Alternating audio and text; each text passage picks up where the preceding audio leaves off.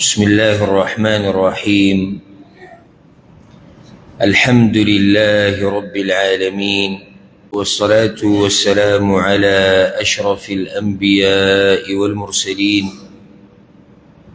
نبينا محمد وعلى آله وصحبه أجمعين. أما بعد، تا یورور سوال کړی دی، وی درې ګناهونه دي چې دې کې به کومه ګناه ډېره غټه وي. سوال فایدهمند په دې دی چې دې ګناهونو باره کې موږ ته پته ولګي. نور هغه مشهوره خبره ده چې دې ته مه ګورې چې ګناه وړه ده او که لویه ده، خو دې ته وګوره چې د څومره لوی رب نافرماني کېد. لکه یو سړی به وایي چې دا کار دا خو مړه ما وړه ګناه کړې، صحیح ده وړه ګناه دې کړې ده، خو دا نافرماني تا د چا کړې ده دې ته وګوره. څومره لوی رب تا ناراضه کړی دی، دې ته وګوره. دې ته مه ګورې چې دا ګناه وړه ده او که غټه ده. نو دې دا وایي چې زنا او شراب څکل او جواري، وایي درې واړه کومه ګناه غټه ده. قرآن او حدیث کې چې سړی سوچ وکړي که نه، نو دا درې واړه ګناهونه اول خو دا ده که دا په ګناه کبیرو کې راځي. درې واړه غټ ګناهونه دي او قرآن کې ډېر ایتونه دي په دې باندې دلالت د دې په حرمت کې، حدیثونه هم دي، موږ هغې له نه ځو، بیا تفصیل به ډېر زیات شي. خو بیا دا ګناهونه هم ټول یو شان نه دي، دا غټ ګناهونه هم. لکه اوس په غټو ګناهونو کې غټه ګناه کومه وه؟ شرک کول. شرک هم ګناه ده که نو شرک کول ګناه ده، جواري کول ګناه ده، خو دواړه خو یو شان نه دي. په دې یو کې تا څه چل وکړو، حرام دې وخوړو، په دې بله کې تا د الله سره برخدار جوړ کړو. فرق دی په دې کې. دغه شان دا درې ګناهونه غټ ګناهونه دي، په دوی کې فرق دی. په دې درې واړو کې غټه ګناه کومه وه؟ تاسو وایئ زنا، شراب څکل کې جواري. شراب ولې شراب څکل؟ شراب چې اوس کې نه به ډېر ګناهونه کي، او دا اکثرو ملګرو دا جواب راکړو، او دا غلط جواب دی. دې درې واړو کې لویه ګناه، دې باقي دوو نه هغه زنا غټه ګناه ده. سورة الفرقان کې الله رب العزت د بوتانو د بندګۍ نه بعد او د یو نفس بې ګناه وجلو نه بعد د دې ذکر کړی دی.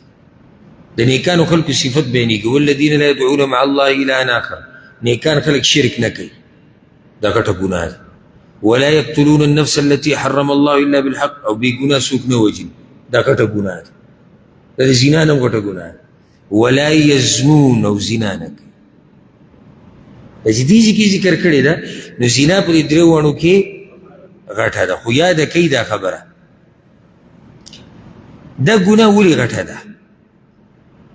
یو دا چې که موږ د الله حق ته وګورو، یو خو په هغه اعتبار سره غټه ګناه ده ځکه چې رب ته منع کړې او ته یې کې. غټ حکمت دا یاد ساتئ، بس نورو خبرو پسې یو بیا ګرځو، ولې پلانې شی حرام دی، ولې پلانې شی حرام دی، رب ته منع کړی، الله یې نه خوښوي، او موږ د هغه بندګان یو. بنده هغه څه به کوي او هغه څه به وایي چې سید ورته وایي. دویمه بله وجه چې دا غټه ګناه ده، انسان سره چې عزتمند څه دي که نه، دا په هغې باندې حمله کول دي، او هغه عزت دی. انسان سره ما وکسات مخکې د عزت خبره وکړه، انسان سره چې قدرمند څه دي، هغه څه دي، هغه د ده عزت دی، او په دې عزت باندې ډاکه اچول دي. ورسره بله هم واله، دې کې ډېر فساد خورېږي، نسلونه تباه کېږي، نسبونه ګډوډ کېږي، او دا داسې خباثت دی که نه، او داسې شرم دی چې دا بیا په پیړو پیړو پاتې شي. لکه یو سړی راولګېدو والعیاذ بالله او د زنانه سره زنا وکړه، دا صرف نه چې دغه وخت کې دا سړی ذلیله شو، د دې خاوند یا پلار یا رور دغه ټیم کې ذلیله، دا پیړو پیړو ته دا خبره پاتې شي. ورې تاسو نه اورېدلې موږ کله کله کیسه راوالو که یاره وایي د دې پلاني نیا چې وه که نه هغه تښتېدلې وه هلته په پلاني پسې تللی او نیا کله مړه ده، هغه نو سې اوس بوډا دی خو خلکو ته کیسه یاده ده. نو په دې درې واڼو کې غټه ګناه هغه زنا ده. او ځکه ګوره د زنا کوم ملګرو چې ووایي شراب غټه ګناه ده، شراب څښل د زنا حد چې دی هغه د شرابو د حد نه ډېر سخت، او خصوصا چې کله زناکار صحیح واده کړی شوی، خصوصا چې واده یې بیا په جوارۍ کې او په شرابو کې به کومه غټه ګناه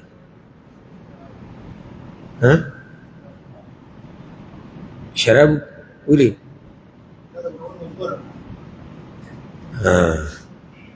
تا په هغه ورني کې زنا ویلې و که نه بارک الله فیک، همدا جواب دی بیا شراب. ځکه چې رسول صلی الله علیه وسلم ګوره د شرابو په باب کې په لسو کسانو لعنت ویلی دی، په لسو کسانو، څوک چې جوړی د دې دپاره میوې را شوکوي نچوړی دوه کسان دا شو، څوک چې سکي، څوک چې وړي، چالی چې وړي، ساقي چې په نورو اسکي، خرڅوي بیا دغه پیسې خوري د چا دپاره چې اخیستی شوی دی. ټول کسان دا په حدیث کې ذکر دی، امام ترمذي دا حدیث راوړی، تقریبا لس کسان دي ټولو لعنت ویلی شوی دی. خو ګناه غټه ده که بله دا چې دا هر ګناه ته دروازه کولاوي، شراب جړله ده، هرې ګناه دروازه دا کولاوي. بیا په دې پسې جواري ده، دغه درې یادو، خو بیا ورسره یو اهمه فایده یاده کوي. خو کله ناکله دا ترتیب بدلېدی شي، ما ګوره عام ووي، ما عام ترتیب ووي، خو دا کله بدلېدی شي د زمانې د لاسه، د انسان د لاسه، د معاشرې د لاسه. ښه لکه اوس یو سړی دی، زه به تاسو له مثال درکړم چې ښه پوه شي. یو سړی دی زنا یې وکړه او بیا یې توبه وویسته، یو پیرې زنا کړې بیا یې توبه وویسته او ښه سړی ته جوړ شو. او یو سړی دی په مخه شراب څکي، د هغې د لاسه فحاشیانې، په کور کې ظلمونه، په بچو خرچې نه کوي، د بچو تربیت یې خراب شو، د دغه خلکو سره کیني، معاشره کې نشې خورئ. اوس څه وایي دلته دا زنا غټه ګناه ده که دلته دا شراب څکه غټه ګناه ده؟ شراب به اعتبار د دې سړي یا په اعتبار د دغه وخت نو بیا هغه بدلېدی را بدلېدی شي. داسې نه چې یو سړی به وایي نه دا څنګه، نو یو خو ما ته اوس ته عام ترتیب وایي، خو بیا مونږ سړي ته هم ګورو، بیا مونږ زمانې ته، حالاتو ته، معاشرې ته به ګورو، نو بیا مونږ د هغې په رڼا کې فیصله کولی شو. او نصیحت زما په آخره کې ټول ورونو خویندو ته دا دی که څوک هم په دې ګناهونو کې، په دې پلیتۍ کې، په یو ګناه کې اختی، نو الله پې پرده اچولی، دغه پرده دې په ځان وساتي او توبه دې وباسي او واپس دې شي الله ته، مخکې دې نه چې دا ګناهونه د ده د زړه تور کړي او بیا ورته راواپس کېده ګران شي. الله رب العزت دې زمونږ معاشره، زمونږ قوم، زمونږ ملک، زمونږ خلک او عام مسلمانان دې الله د هر قسمه ګناهونو لرې وساتي، او الله دې د مسلمانانو د ملکونو حفاظت وکړي. او څوک چې هم چل جوړوي د مسلمانانو د ملکونو د تباه کولو یا د ورانولو، رب العالمین دې هغه د عبرت نښه وګرځوي.